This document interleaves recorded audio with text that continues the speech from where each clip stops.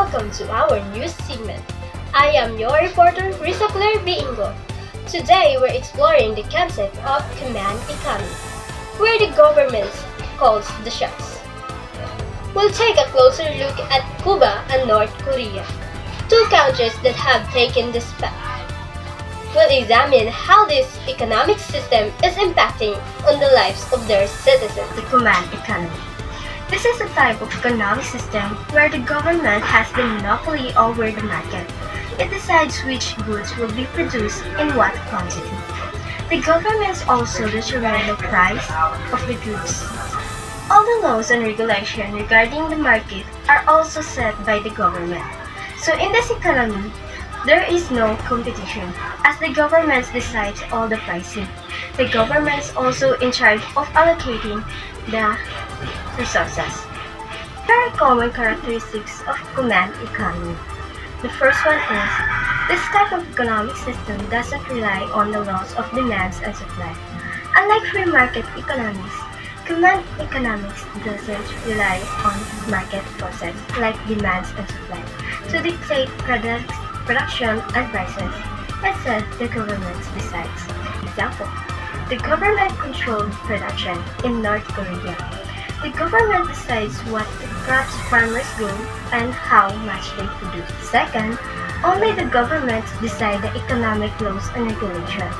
The government has the authority to create and enforce economic laws and regulations, controlling the market narrative. Example, no demand and supply laws in Cuba.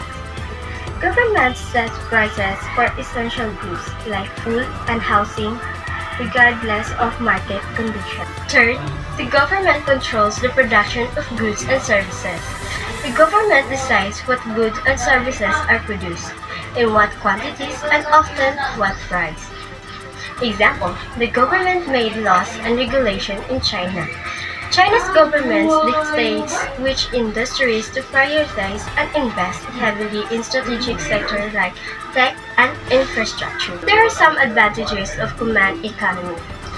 First, it doesn't face inequality problems among the citizens. It reduces inequality by controlling production and distribution. The government can prioritize resources allocating to ensure everyone's basic needs are met, potentially reducing income inequality. Second, it also has low level of unemployment. With the government driving production and job creation, command economies often achieve full employment or very low unemployment rates. Third, as the government is in control of production, profit is not only motive of production of goods. Fourth, the entire society can be transformed according to the government's economic plan as there is no other free force in the market. But we can't hide the fact that it might also cause some disadvantages. Number 1. Such economies lack innovation as it doesn't have any free flows of ideas. This is a type of economic system might ignore the needs of the societies, as in such situation black markets can emerge as it will supply the goods that the economy is not producing. Second, supply of goods may not be as par with demands.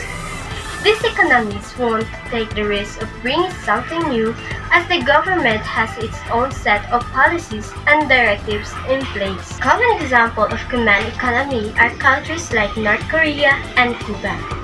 We've known that in North Korea, the government exercised extensive control over the means of production, distribution, and pricing of goods and services. This has resulted in a largely isolated economies with limited engagement in international trade.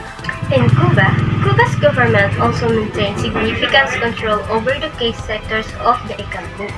Although recent years have seen some liberalization, efforts and increased private sector's participation. That's all for our news segment. Thank you for listening.